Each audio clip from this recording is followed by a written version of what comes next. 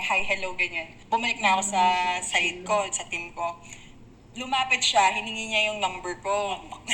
Tapos nagpalitan kami ng Instagram. Yung Instagram na binigay ko sa kanya, hindi Zainab Harake. Nagbigay ako sa kanya ng dump account. Hindi ko pinakilala kung sino ako agad.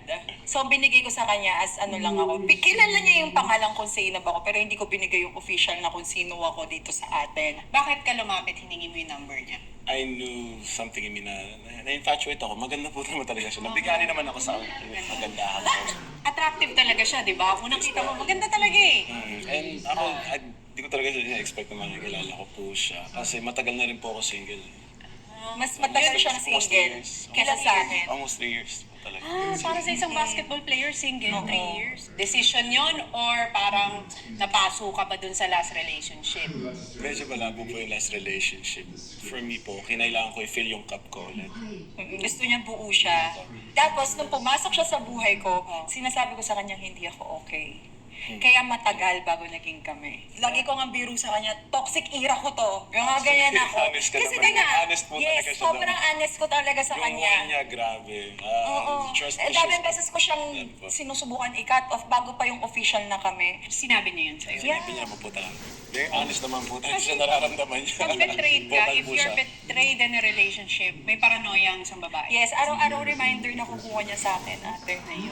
Oo. Inner niya yon. Pinagtrabahuhan niya talaga. Kahit na alam niyang hindi ako kompleto, hindi ako buo, hindi pa ako okay on my own, hindi niya ako binitawan. Kumbaga pinasok niya yung pinakamaliliit na karayong para lang makapasok sa buhay ko. So sabi ko, worth it din naman na pagbigyan yung tao. Wala namang ginawang kasalanan sa'yo. Parang napapatingin na ako sa sarili ko na parang ako na yung nagiging maling tao dahil sa mga taong gumawa sa akin ng mali. Ano nakita mo sa kanya dun? Kasi sinabi niya nasa toxic era siya eh.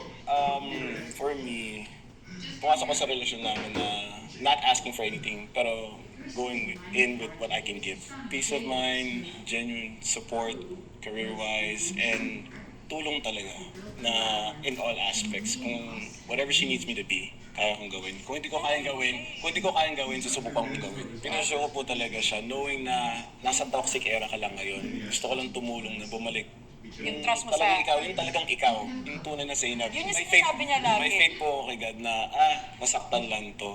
Kaya defense mechanism niya lang talaga is, yun yung toxic. Kaya niya magtaas ng wall, mag-push away ng mga people na gusto lumapit.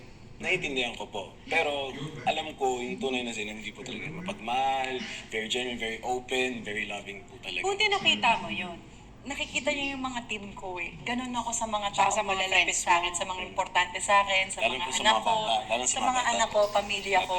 So yun yung nakita niya, parang sa akin lang ganito to, pero sa ibang tao di naman siya ganyan, makukuha ko rin yung ganyan.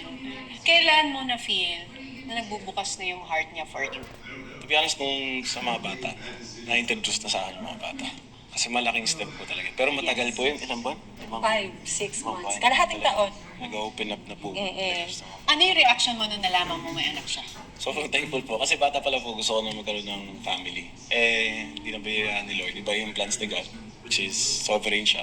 Ito, instant Gusto niya family. talaga ng baby. Instant family po. Mahal ka talaga, no? Mamahalin niya, hindi lang ikaw yung kapo. Yes, actually, Package deal. Package deal. Grabe yung pagmamahal niya sa kids. Tsaka siya nagdidisiplina sa mga bata. Ako pinapayagan mo siya sa ganung act. Kasi ako kasi talaga Ate Tin, as a breadwinner na parang naging mom and dad ako eh. So wala ako ibang ginawa kundi magtrabaho, mag-isip ng next na gagawin ko, ano pang gagawin ko para mabuhay kaming lahat. Ayun lang yung paulit-ulit na meron ako. So wala na akong time magalit sa mga bata. Parang yung galit ko sa mundo, hindi ko kayang ibigay sa kanila. Kahit na may mga nagagawa silang mali. Kaya napapaiyak pa ako ng anak ko. Kaysa ako ang nagpapaiyak sa mga anak ko. Kasi di ko kaya nang ibigay sa kanila yung burden na meron ako. So, ngayon na dumating si Ray, talagang may partner na ako na siya yung magdidisiplina, siya yung mag-e-explain, kakausapin niya. And tinuruan niya talaga ako in so many ways kung paano lang piliin yung tama.